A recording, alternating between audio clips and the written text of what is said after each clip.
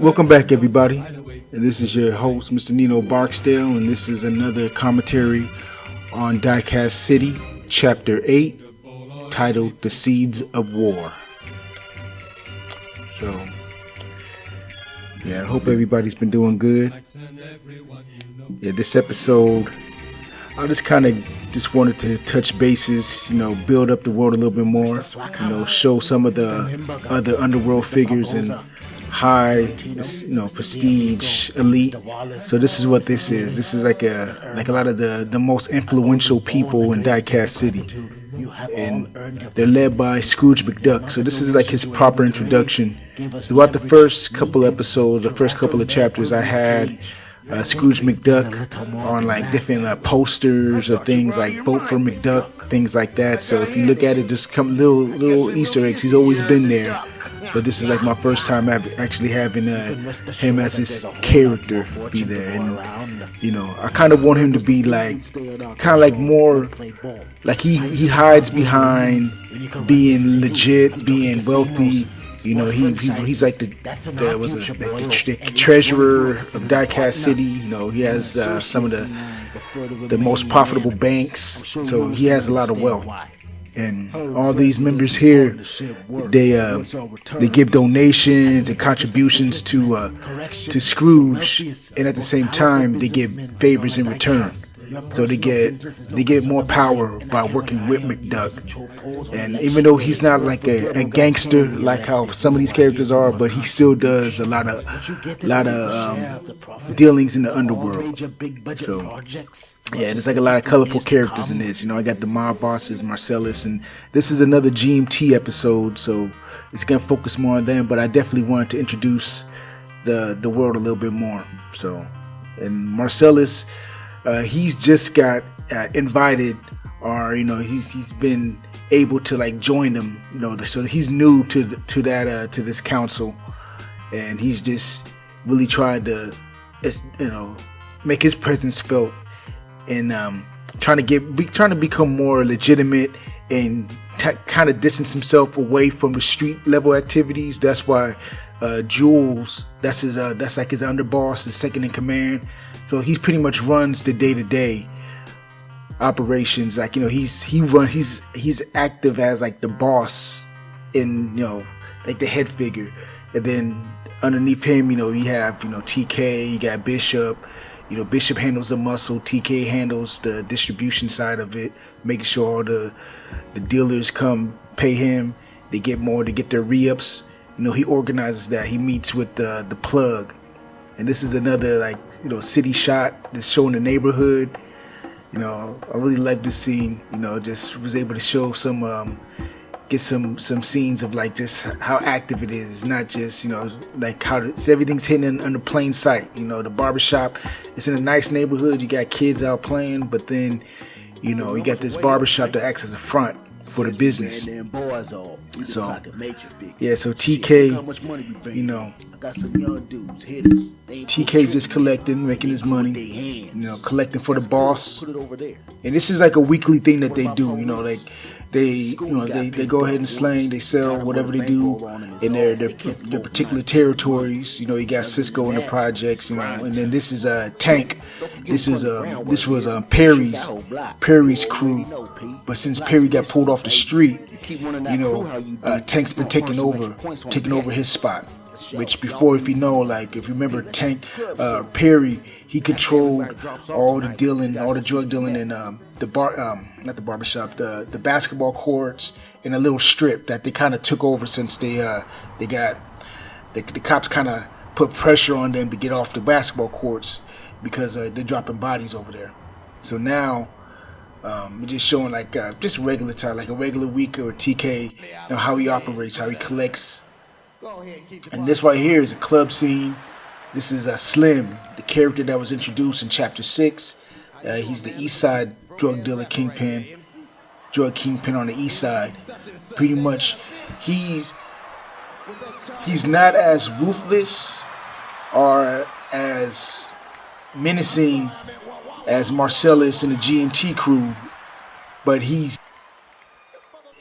very conniving, very slick. You know, that's Slim right there. You know, so he runs. This is his club, and this is Jules and some of the other kingpins. You know, you got Frank White. Big Frank. Yeah, Big Frank from from New York. You know, he comes out. He has a couple little territories.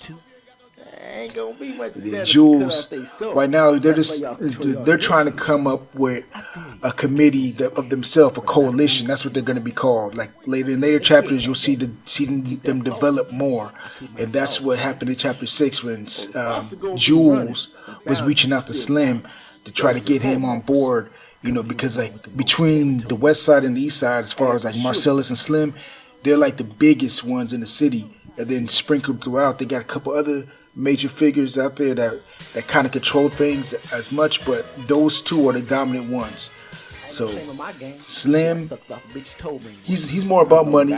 He doesn't care about the territory as much, but he does want to be at the head of the table. Yeah. So Drift is another dealer that TK recruited. He got his crew over there in the Blue District. And at the end of chapter 6, you know, they got banged on by CPC, which was Tay. Tay was one of Bricks. Bricks is the leader of the Chaos Posse clique.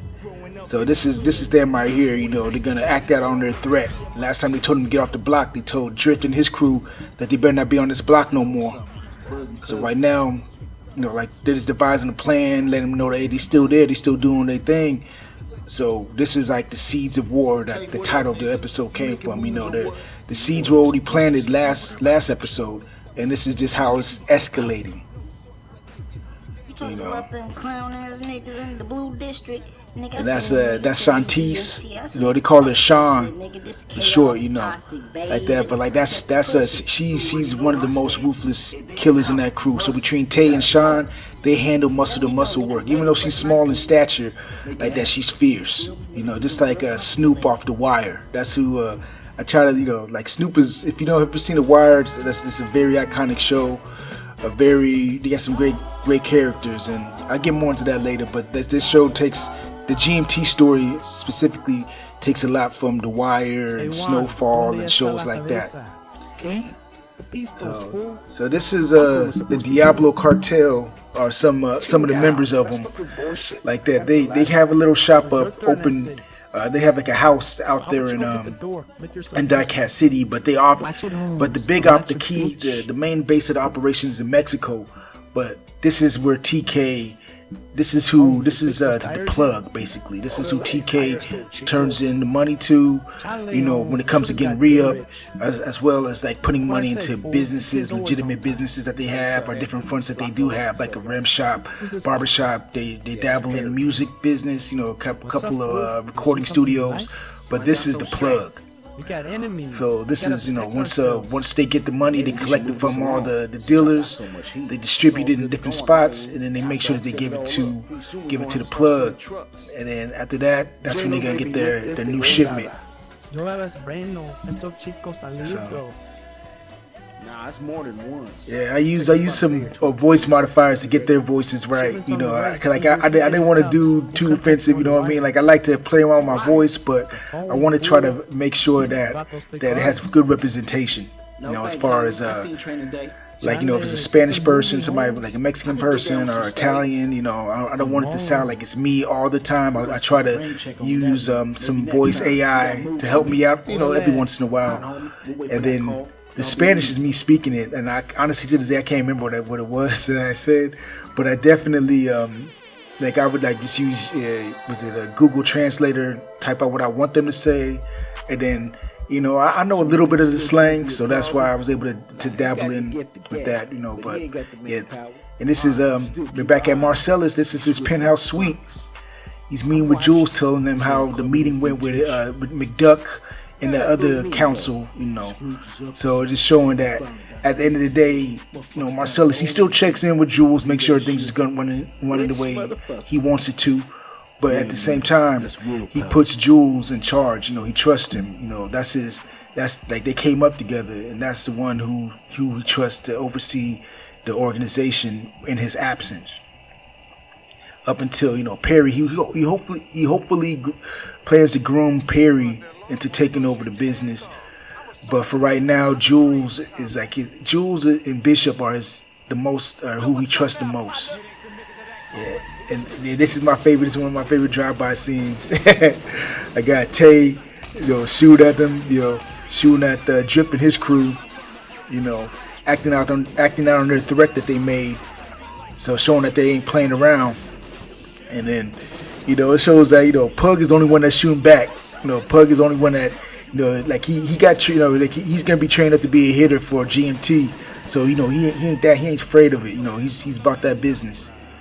But yeah, the rest of them, you see how they shook under pressure. But yeah, that was just like a little drive-by scene. No casualties, but they made sure that they knew what was up. So CPC, they're planting their flag. They ain't afraid of Marcellus. They ain't afraid of GMT. They want them to know that if they want to go about this business, if they ain't, get down and lay down, that's what it is.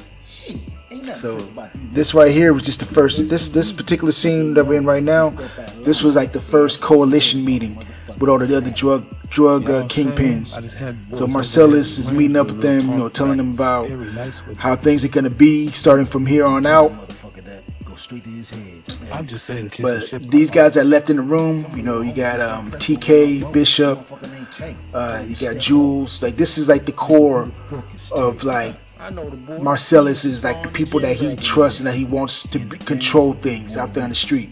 So they had to, they just gave him a little update, like because they just heard about Bricks and CPC shooting up at Drift, shooting up at one of their spots. So now Marcellus, he's very egotistical, or so like he like if anybody is trying to threaten his operation, he takes it as a personal threat. So he wants to make sure that his name still brings fear out in the streets. He don't want people just doing what they want to do. So that might be one of his biggest flaws. So at the end of the day, he's telling TK, you better make it happy, you better handle this. Like that my name is on the street. So anyways, I'm glad you guys checked in. Just stay tuned for the next one. This is Nino Barksdale, and I'm out. Peace.